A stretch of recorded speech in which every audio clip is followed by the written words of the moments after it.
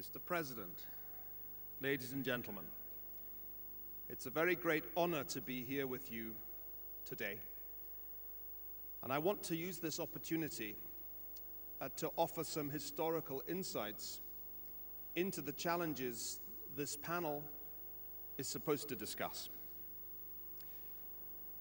From an historian's point of view, there is no such thing as tomorrow, the subject of this conference. There are only tomorrows, plural. There's one yesterday, only one. There may be many interpretations of what happened yesterday. There was only one. But there are many, many tomorrows. And I passionately believe that we can only choose the right tomorrow from all the tomorrows that are available to us if we bring historical understanding to bear on our present predicament. This great country was founded as part of a global backlash against European and to some degree also American empire. And yet, in the wake of its foundation, it rapidly emerged as a beacon, as a fortress of the values of what we think of as Western civilization. In my most recent book, Civilization, I've tried to work out what it was that made Western civilization distinctive from all the other civilizations that had gone before it, made it in the end more successful in prolonging human life, in increasing human wealth, and improving our mastery over nature. I think there were 6 peculiar institutions and ideas, I call them the killer applications, that set the West apart from the rest. One was competition in the economic and political sphere. A second was the scientific revolution that began in the 17th century. A third was the notion that the rule of law should be the basis of social and political order, and on that basis, representative government could flourish. A fourth was the revolution in medicine that began in the late 19th century and more than doubled human life expectancy in the West. A fifth, innocent enough in its nature but dramatic in its economic consequences, was the consumer society. And the sixth and final killer application was the work ethic that Max Weber quite incorrectly identified as a Protestant phenomenon, when of course it was staring him in the face 100 years ago that it was equally a Jewish phenomenon. These 6 things, it seems to me, are what make Israel the dynamic and extraordinary country that it is. They're all here in abundance. And the question we have to ask ourselves is what the future of this great state is in a rapidly changing world where these so-called killer applications are being downloaded in parts of the world that previously did not know them. Parts, I emphasize, because they are not being downloaded in all of the world. I want to talk about 4 great trends that fundamentally will affect the future of this country and decide the tomorrow that it ultimately has.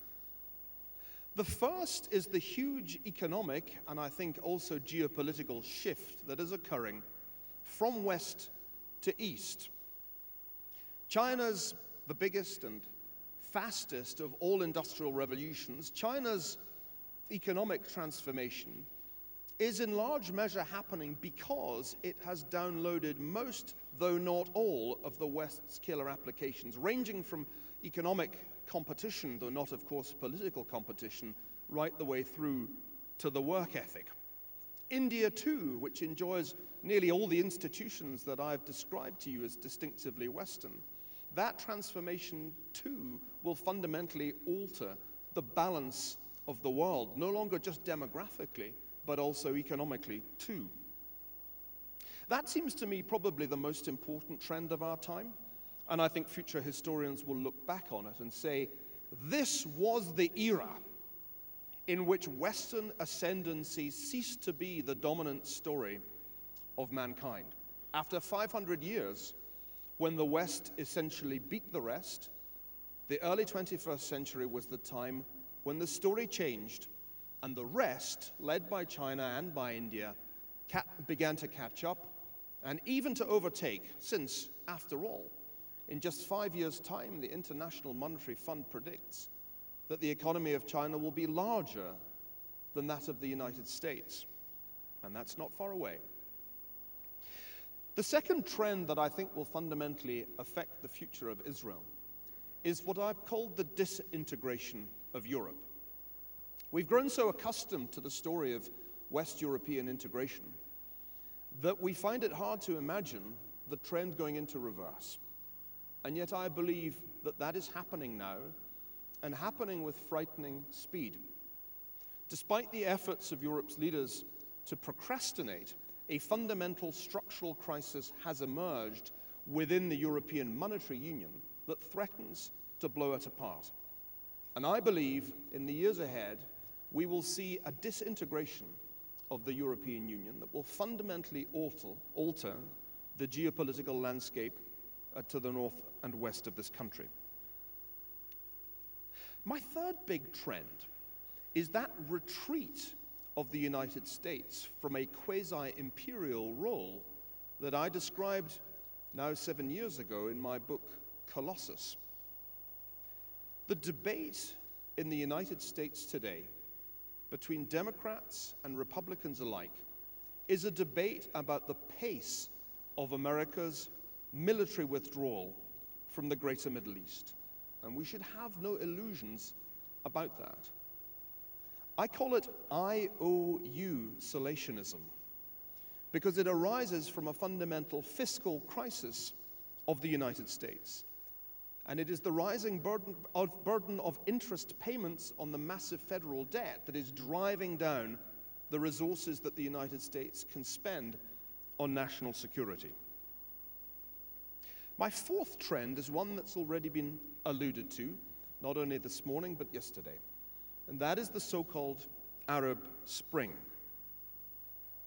When the great wave of anti-colonial revolution swept the world in the 1940s and 50s and 60s, it did not always produce the kind of free and open society to which we've grown accustomed in Israel. Often, it produced corrupt dictatorships. And we are witnessing today a revolution against those dictatorships. And perhaps the biggest question that Israel has to grapple with today is what that revolution means for this country. Is it a good thing, or is it perhaps a bad one? I want to offer you some brief historical thoughts on the significance of the Arab Spring, the first of which is that we should not refer to it as the Arab Spring, because this is a bad analogy with events that occurred in Central and Eastern Europe in the 50s, 60s, and ultimately culminated in 1989 with the revolution that swept the communist regimes from power. I believe events unfolding in North Africa and the Middle East and the Arab world broadly defined today are quite different from the events that ultimately brought democracy into power in Central and Eastern Europe.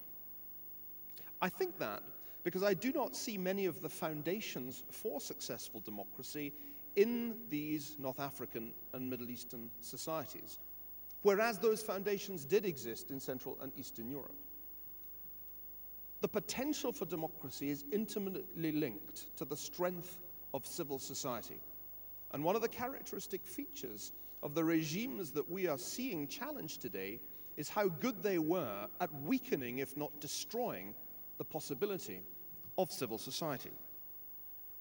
The revolution that we're witnessing is the product of demography, these very youthful societies, disproportionate youth unemployment, a sudden surge in the price of food, deep, simmering dissatisfaction with corrupt bureaucracies, and, crucially, the connectivity made possible by cell phones, the internet, and satellite TV.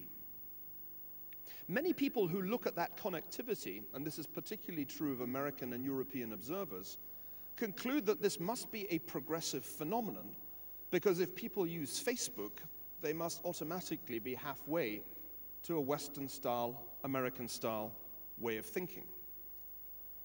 This is a profound error, ladies and gentlemen. The medium is not the message. And to imagine that it was one of the great errors of the 1960s. The medium is available for any message. That is the characteristic feature of everything from the internet to Facebook to Google. What this new medium of communication makes possible is not necessarily a democratization in a Western sense of the Greater Middle East. It may be something very different. From a historian's point of view, all the great revolutions, going right back to the French and coming right down to the recent past, have been characterized by phases.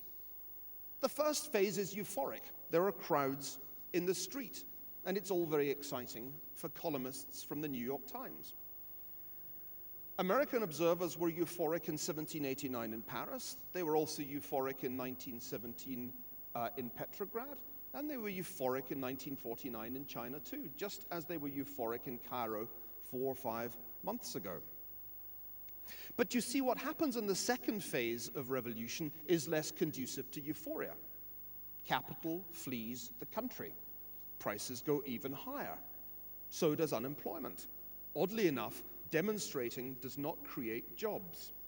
On the contrary, revolutionary events tend to destroy jobs and create an economic crisis in the second phase that leads naturally to a third phase in which radical elements in the revolutionary movement seize the initiative by offering an explanation for the economic deterioration. The problem is always enemies within and enemies without. And in the third phase of the revolution, and this is true of all the great revolutions, that becomes the theme of radical discourse.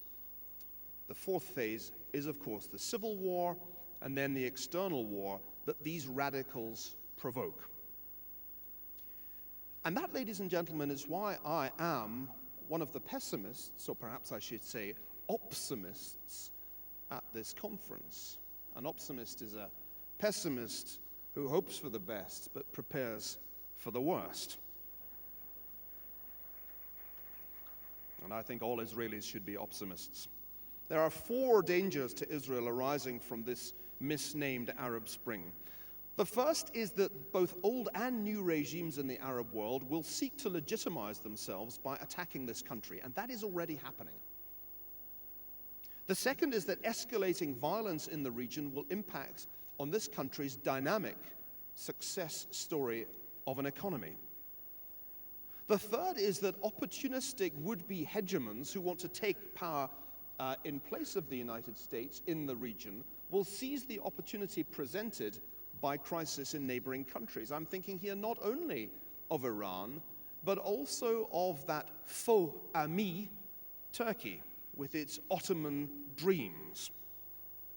And the fourth danger to Israel is that Western misreadings of events in the Arab world will diminish sympathy for the predicament of this country, and perhaps even increase pressure for a regime of economic sanctions to pressurize Israel into making the kind of concessions that thus far Israeli leaders have been reluctant to make.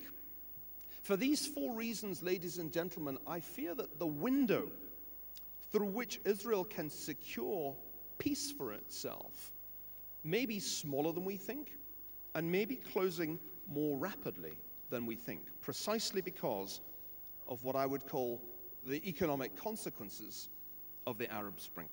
I want to conclude now by addressing the examination questions that I was set in the conference program.